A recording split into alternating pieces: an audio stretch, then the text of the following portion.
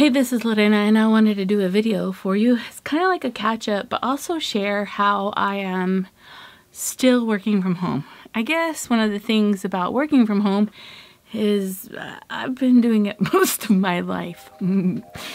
So I guess I've been self-quarantined. The only people I really talk to is y'all, but some of you are asking me how I am taking in work and how I handle it. So I thought this would be kind of a catch up and brief video on how I'm taking in clients' quilts. Before I share with you some of the changes, I need to share with you what I used to do. One of the things I always used to do is my clients would make an appointment to come to my house. So they would walk into my beautiful domain. Yeah, they'd come and hang out with me. Once they were in my house, I went ahead and I measured their quilts. While I'm measuring their quilts, they would fill out some paperwork for me. You know, their name, number, kind of that kind of information. And as I gave them a measurement, they would write it down for me. After they wrote down the measurements, I went ahead and kind of went through the process of picking out a quilting design. I have a computerized system, and so over there, that computer way back there, you could pop up some really beautiful designs and they can choose and pick based on the size of their quilt. It kind of gives them a general idea of what it looks like. Well, after that, they decide to pick the thread.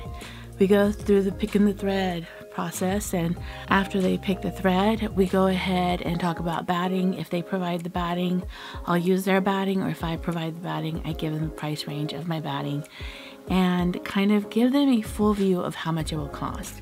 Well, since all this has gone on, they can't come into my house. We're quarantined, you know. No one in my home. Not if I don't know you anyway. So now I had to kind of change it. Well, change number one is they can't come in my house. So in a way, they have to leave their quilt in front of my house and I let it sit there for 3 hours. Yeah. Yes? Can I help you? Thank you. See you later. I'll do your quilt soon. Good luck. Be safe. See you later. We're just gonna let her sit out there for a while. Quarantine outside. I let it sit there for 3 hours. Apparently they say that can last on metal and plastic for up to 3 days or for a period of time. And then I go ahead and grab their quilt and wipe the bag or container it came in, wipe it all down. And I've already done this. I use one of the wipes that I've made. I'm going to wipe my client's bag. It's probably not necessary, but you know.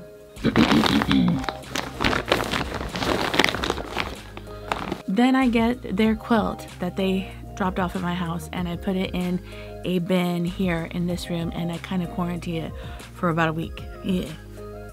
A week. No touch week. Yeah.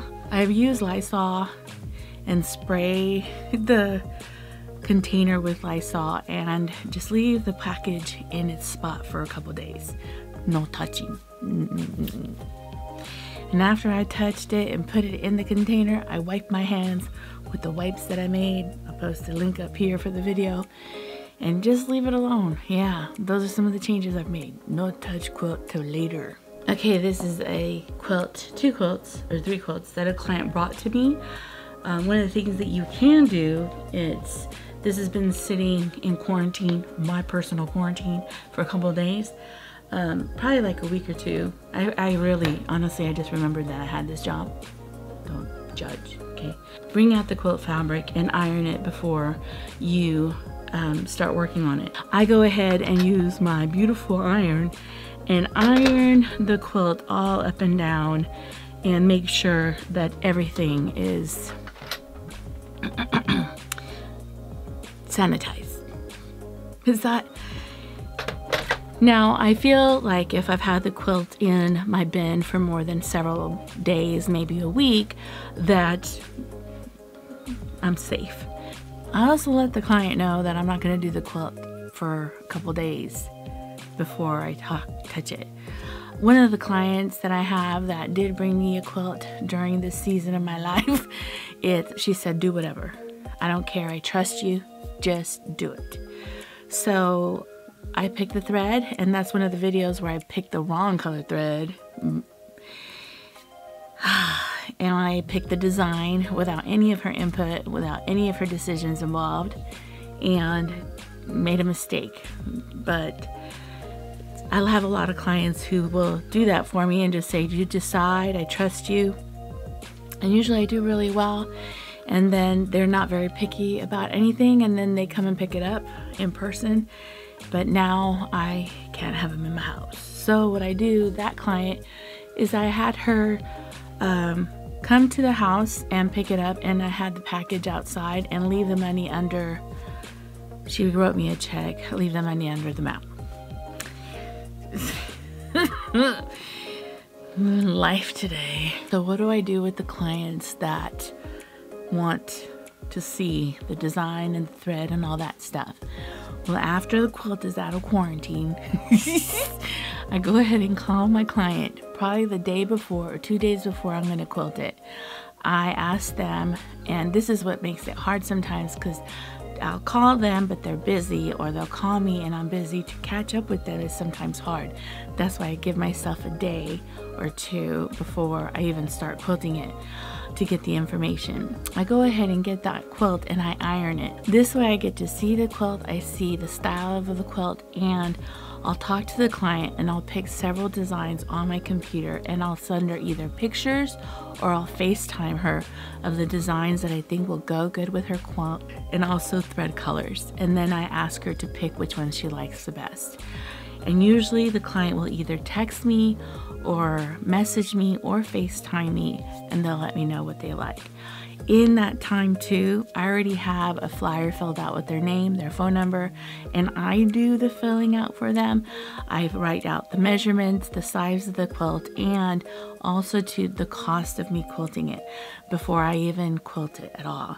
So in a way, they don't know right away what the cost of me quilting it will be, but couple days into it or a week into it, I will let them know before I even touch it, and to see if they still want me to do the work.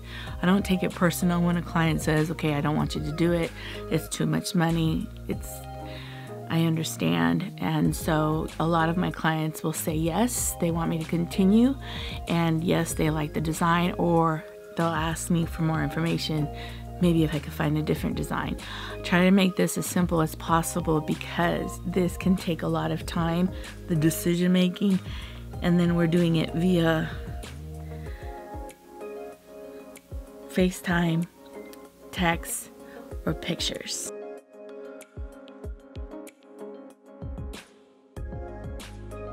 So how do people pay me? Well, the quilt that I just recently did for a client, and I did the wrong thread, the video, she came and picked it up and she gave my son a check. Now, she traveled and she had been in quarantine for several days and she was fine, so I didn't see anything wrong in taking her check. But there are some people on here, this beautiful channel, that when a client gives them cash, they go ahead and iron or heat press their money to kill the what I found recently with a couple of my embroidery clients and also to some of my quilting clients is they are paying me on PayPal. I do have the Square, but it takes 3%, and I don't want to charge my client 3% for me doing work for them, so PayPal is what I'm using. They literally just use my name and number and send the money, and it transfers to PayPal, and then I can transfer into my account. I know there's also Venmo and a couple Cash Apps that they can pay you from, where it's really simple, but that's how I've been getting paid. So those are some of the things I've been doing. Also too, I shipped a quilt to a client. I made sure that it was ironed, and then I bagged it for her and locked it and put it in a box and shipped it, and trying to make it as clean for her. Now I know I'm fine, I'm not sick, but I want to make sure that there's nothing on the quilt, so I'm steam ironing it before I send it to my clients. And maybe I'm being a little bit overbearing, obnoxious, or extreme, but making sure that no one gets sick through us or I get sick through them. So, yeah, it's been interesting, huh? It's been an interesting month. Since after my birthday, it's been crazy, but it's been okay. We're okay over here on the side of the neighborhood.